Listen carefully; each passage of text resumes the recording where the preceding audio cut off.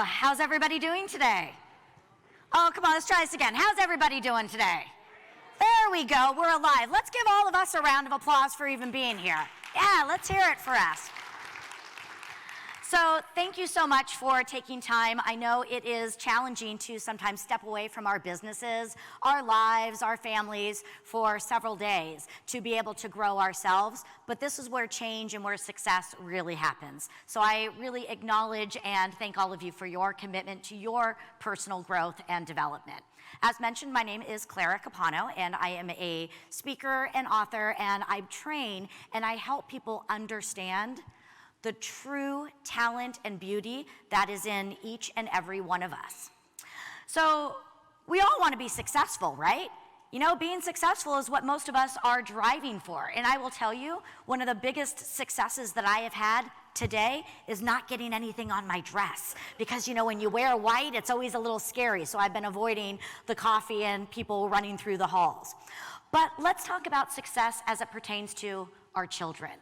Because the educational systems that we have, the traditional models are set up to help our kids be successful. And that is something that as parents, as grandparents, as aunts and uncles, we also want our children to be successful. So what we're going to talk about today is how we are not getting rid of items, but how when we can couple a few key components with the traditional way that we educate our kids. I don't know why it keeps going forward. So we want to be able to give them everything they need and couple it with the tools, the beauty and the strength that is inside each and every one of them so that they can have success not just in the classroom, but take it with them long-term into their lives and their careers. You know, growing up, I was no different than any other kid. I wanted to be a success too. Being that I was the child of two educators, for me, success correlated to the classroom. More importantly, if I wanted to be successful in the classroom, I had to get good, let's just reprogram that, great grades. It was all about getting the grades. I was driven by awards, by accolades, by making sure that I was achieving that high status in the classroom. The problem with this was what would happen if I didn't achieve those awards and those accolades? What if I didn't get that A on a project? Was I a failure? Would I ever be able to be a success? Because you see, this is what we find, is that our traditional model focuses on the results. It is all about the grades. We are told and we are programmed from a very young age, if you get the good grades, you'll get into the good college, and then you'll get the good job. And it becomes all about checking off the boxes. What I have found is that the traditional model needs to be modified, and it needs to change a little bit because it is setting our children up in a different way than truly being able to scan the world for abundance and opportunities that are out there. And the traditional model is wrong for a few different reasons. One of the reasons that it is wrong and it is struggling for us is because it is setting us up to focus again on the end result, which is the grade, rather than identifying with what success truly means for us and using that identity as our driver. There is a wonderful book, and it's called Atomic Habits, written by a gentleman named James Clear. And what James Clear was talking about is that if you truly want to have long-term growth and success, it has to be coming from the inside. It has to be coming from intrinsic rather than external motivation. And in his circles of understanding, in his circles of knowledge, you can even see most people are driven by the outcome. In this case, it would be the grades. Sometimes we focus on how we get there, the studying. And as much as I would love to tell our kids that they no longer have to study, we all know that's not going to happen. We have to put the work in. But what we really want to do is we want to start to change it and take it away from the results-based model into an identity-based model. So it's no longer, I want to get good grades so I can become a success. It is identifying right now with the fact that I am a success. And if we have tools and if we have ways to be able to share with our children, to let them know that they already are a success and they own that identity, they will be able to go further and be able to achieve greater identities. The other reason that this model is wrong is because it causes a lot of stress. I love this quote from John Azaroff, that worry is just a prayer for things that you don't want. You know, when we put things out into the world, there's a sort of a universal law. What you focus on expands. Studies have found that good grades and performing in the classroom is the #1 stressor for teens and young adults. Over 75% of high schoolers say that their #1 area of stress and anxiety is getting good grades, even more so than showing up for their parents, relationships with their peers, and even doing drugs. This level of anxiety is causing them to start to spin out in overwhelm. They are so focused on the grades that they are losing sight of who they truly are.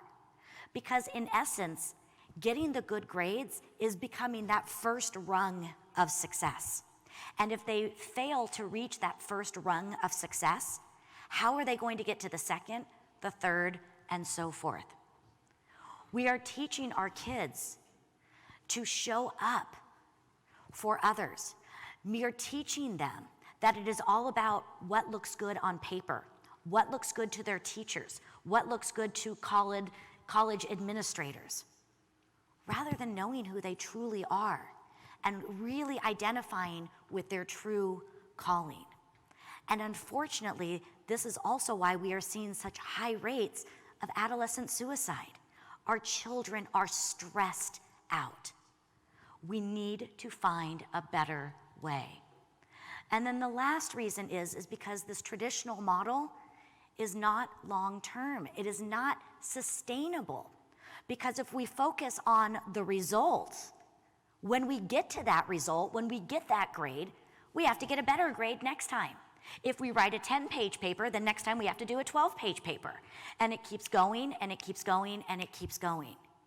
And since most people also correlate success with happiness, if we are not achieving success, we are also getting further away from being happy. So we want to be able to start looking at, again, not getting rid of things. We still have to put the work in. We still have to study. We still have to do all the projects and all the homework. But how can we find a better way to do this? And the way that we grow and the way that we change it is by understanding how the brain, and more importantly, how the non-conscious part of the brain works. Now, some of you may be aware of this because as educators, I know we study a lot of these as we go forward. But with our brain, we really have a couple different areas of our brain. We have the conscious brain, which is really our awake and our awareness.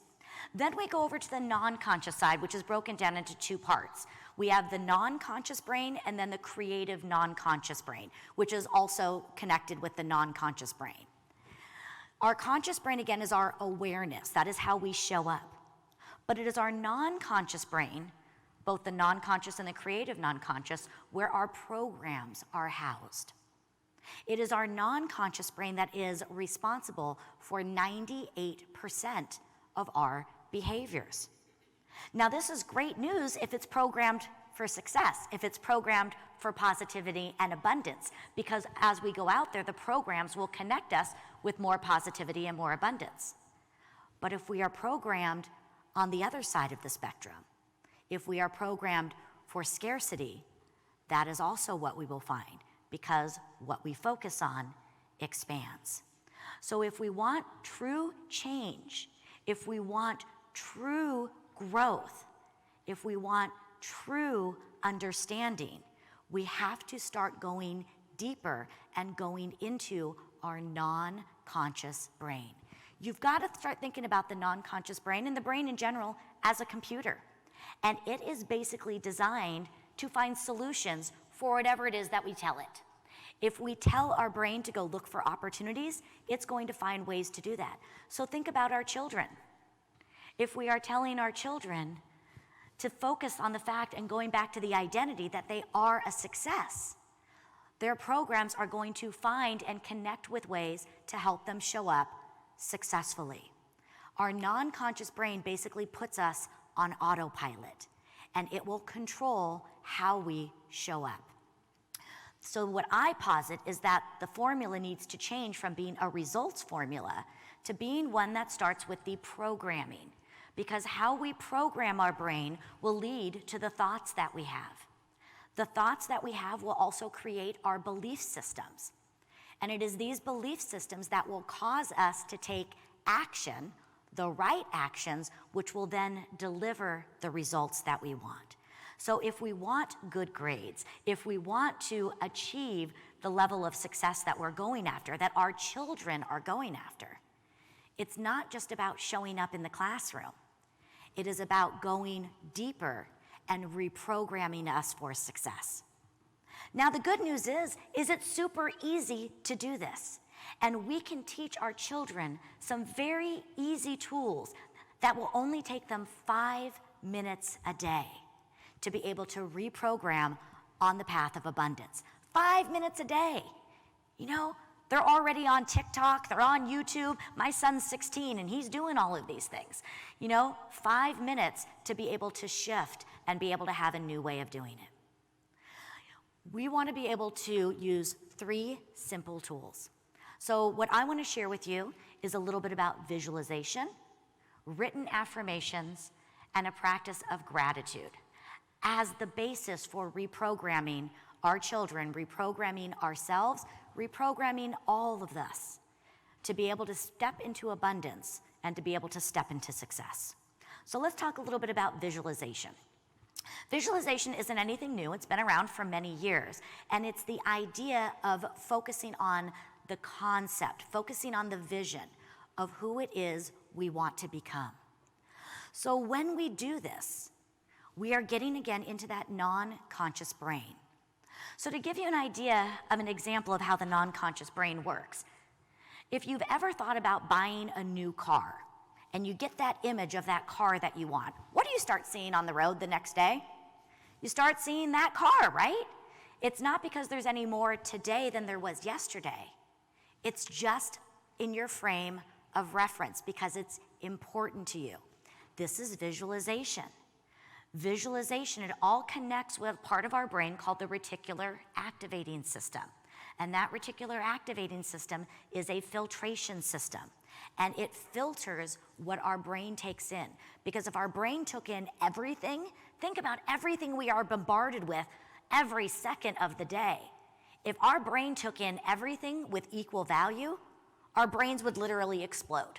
So it works as a filter system, filtering in the things that we can process, and more importantly, the things that are important to us. So how do we visualize? The first thing that we do is we focus on our goals. We focus on the vision of who it is we want to become.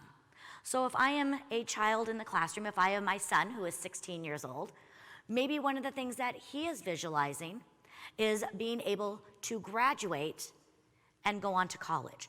So what I would do is I would have a visualization practice of 30 seconds every morning. And I would have him sit and I would have him close his eyes. And I would have him do 2 things. First, I would have him visualize going to graduation, walking on the stage, moving his tassel from one side to the next, taking the pictures, visualizing the success and what that is going to look like. The second thing that I would do is I would have him connect to the feelings. How does he feel when he is walking across that stage getting his diploma? He's feeling proud, he's feeling happy, he's feeling confident. So let's do this all right now. Let's all get a goal that we have in mind. Maybe it's earning more money. Maybe it is improving our self-worth. But go ahead and think of something that you want to achieve. And what I invite you to do right now is just to close your eyes. I know it sounds silly, but you know what? If we all close our eyes, nobody's looking at us, so we can be a little bit silly. So close your eyes for just 30 seconds. And I want you to connect with the vision of yourself. So if you want to be more confident in your job, being an educator, I want you to visualize yourself standing in front of your students, standing in front of your clients, watching your students, grow, watching your students achieve the items that you are helping them with. I want you to visualize yourself being a mentor and a leader for them. And now connect with the feelings. How are you feeling as you're working with these kids? Happy, elated, proud. You can feel the energy start to shift inside of you. So let's go ahead and bring it back. But these little things that we can do, it starts to imprint in our reticular activating system, our non-conscious brain. We are creating the filter. And if the brain is designed to bring us solutions to make our visions work, we are now creating that pathway, and the brain is going to start to find connections for us. I know it sounds silly, but the truth is the vision comes first. The how will find a way. Helen Keller was once asked if she could think of anything worse than losing her sight. And she said yes, being able to see but not having a vision. Most of us don't have the visions of who it is we want to become. And when we get clear on that vision, it becomes part of our identity, and that becomes a driver for us, and we step into that vision each and every day. The next one I want to talk about is written affirmations. So written affirmations go in conjunction with our visualization. Whereas the visualization is getting the image, the written affirmation is taking that image and putting it into a positive statement of growth. So for students, it could be, I enjoy being an A student. I enjoy earning good grades for the hard work that I put in. I enjoy earning a scholarship for lacrosse. They start to take that identity of who it is they want to become, and they put it in a written statement. What we know is that when they write this down, it starts to again create those neural pathways. And again, the non-conscious brain will pick up on it and bring them to where they want to be. Now, I encourage them to write this down not just one time, not to just say it, but to write it down 25 times a day, because it really does start to get in there. This is not a new item. People have been doing this for years. Celebrities like Jim Carrey, Denzel Washington, Michael Jordan have been doing these as part of their practices since they were in high school. I know the first time I learned about affirmations, I thought it was the craziest stuff out there. I thought there's no way I can just write something down and success would follow. But when we get into our programs, when we get into our non-conscious brain, the pathways start to open up. So I have been doing written affirmations for about 12 years now. The vision comes first, the how will find a way. Some of the affirmations I've written is being a speaker, is writing books, having a TV show. All of these things have started to happen because when you step into your identity, the identity starts to show itself and you start to see how it is all possible. So if the visualization takes us about 30 seconds a day, we can do our written affirmations, and that will take about 3 to 4 minutes a day. So we are starting to, again, work on the reprogramming with little daily habits. And the last thing I encourage our young students start doing is practice gratitude.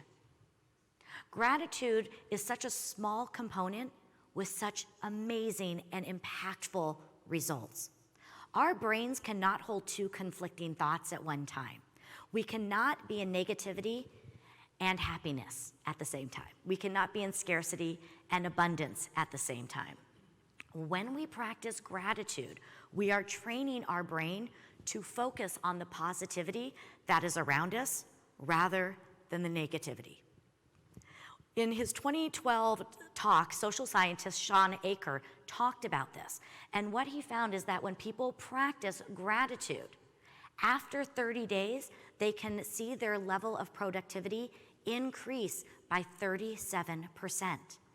So these little practices will help our students show up more open, more energized, and more focused so that their levels of productivity will also increase. Gratitudes can be big things, our families, our health, but you know what I love with the kids is the small things they find. I've been practicing gratitudes with my son Nicholas since he was about 6 years old. He's now 16, and we had been doing them in the car when I would drive him to school. And I loved hearing the things he was grateful for. Sometimes he was very grateful for his breakfast that he had, the donuts that I stopped and bought him on the way to school. He was grateful for his friends. And the amazing thing is, one day when I picked him up in middle school, and I said, "How was school today?" He said, "You know what we did in art class today?" He said, "The teacher had us go around and share our gratitudes." And I was like, "That's amazing. How did that happen?" He's like, "She heard me telling one of my friends how I do these with you." And we had so much fun in our classroom doing these items. Gratitude is all about changing the energy. And when we scan the world for positivity rather than negativity, that is what we find. Because in addition to the idea of what you focus on expands, we also get what we expect. So if we expect things to be challenging, that is what we will find. But if we expect things to be opportunities, that is also what we will find. So one of the last things I want to be able to leave with you is 2 other components of the non-conscious brain. The non-conscious brain does what it is told repeatedly, and it also cannot distinguish between what is real and what is make-believe. So when we pair these 3 items, our visualizations, our affirmations, and our gratitudes, our non-conscious brain is bringing these in as true statements, as if they are happening right now. It is that reticular activating system in play. So when I visualize standing on the stage getting my diploma, the non-conscious brain takes that as truth to say, yes, you are graduating and you are getting that diploma. It doesn't matter that it hasn't happened yet. And when we do the written affirmations over and over again, it brings all those ins. It does what it is told repeatedly, and it cannot differentiate between what is real and what is make-believe. So again, the idea is what you focus on expands. So now that we know that there is a new way to program and to pattern success, and we've identified 3 simple things, what I encourage is that as educators, we start with our children. We start and make time for 5 minutes every morning. Maybe this could be in our homerooms for our children or in their first sessions of the day. But if we could encourage them and give them a platform where they can spend 5 minutes a day to create the programs that will lead them to success. You know, our children's dreams are worth 5 minutes a day, don't you think? So we want to be able to bring these simple items in.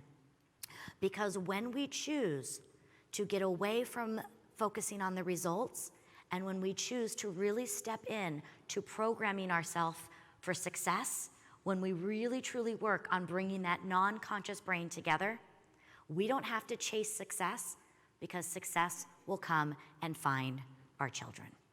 So thank you very much for being here. I hope that was valuable to you. I appreciate your time. I would love to open it up. I know we have a few minutes if anybody has any questions for me on how we can do this in the classroom. Yes, in the back.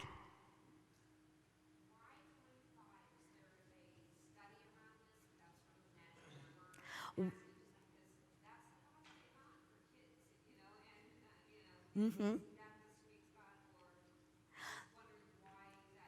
Yep, so 25 came about because there's many note pieces of paper and they have 25 lines, and so the idea was we wanted to bring in and fill up the sheet of paper.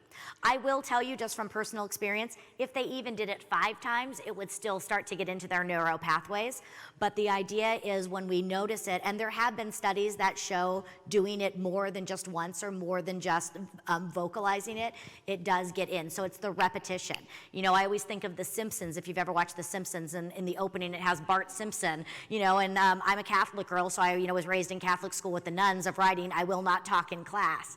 What we want to do is that same kind of programming, but we want to do it on the positive side. So it is the repetition. The more we do it, the more it gets in there. And I've seen some teachers do it and make it a game, you know, where they tell their students, you know, we do this and then turn in your journals and we'll have some fun giveaways. Or, you know, for all of us that do this, we'll have a pizza party at the end of the semester. So they do make it a game and encourage their children to do it. But when everybody's doing it, everybody's doing it. Great question. Yes?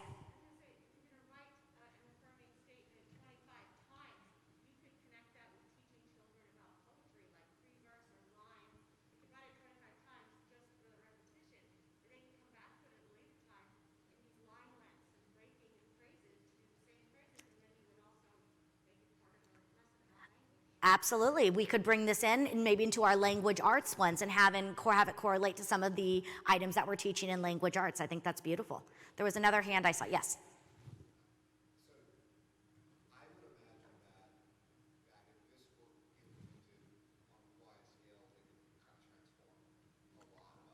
That's my hope.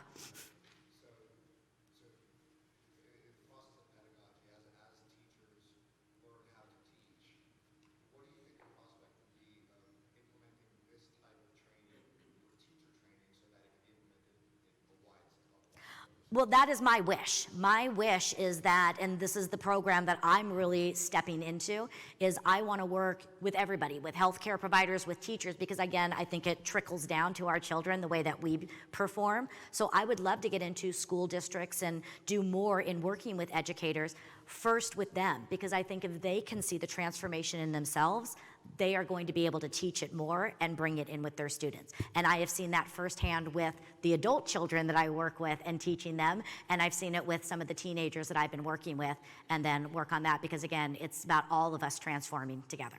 So help me make that dream come true. I would love it. Any other? Yes? I have not.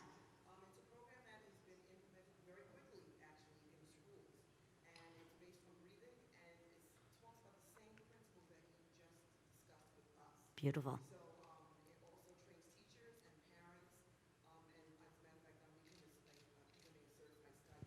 Beautiful. And is it SKY or SKI?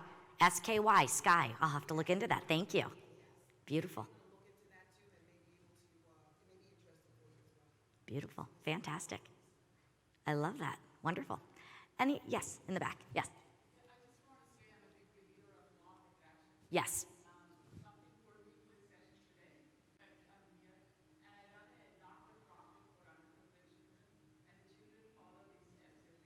Mm-hmm.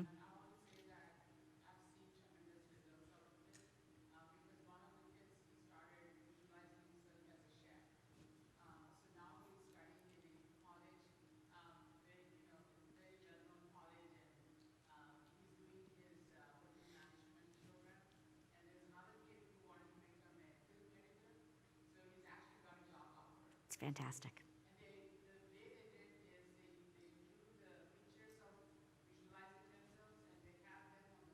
Mm-hmm.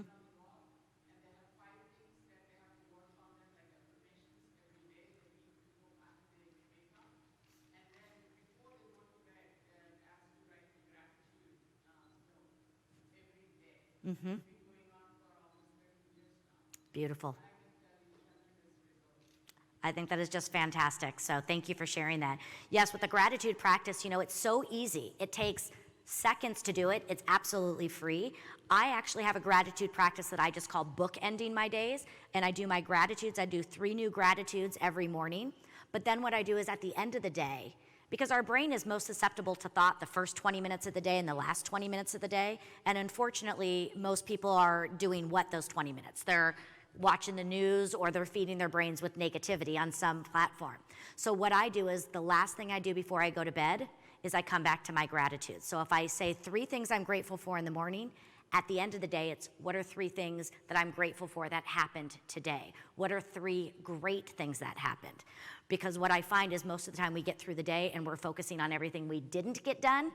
Let's focus on the good things. So again, even you can do these at the dinner table. Again, you can do these with your family. It doesn't just have to be individual. I have a lot of families that are now doing this at the dinner table and going around with all of their families saying, what is something great that happened? Because again, we've got to start looking for the positivity because there is beauty in every day. Wonderful. Well, thank you again. I really appreciate your time. I hope you took some value. Again, my name is Clara Capano. I love to be a resource and help, so stay connected, follow me, and would just love to just wish all of you continued success. Bring these 3 items into your lives and watch the transformation happen. So thank you.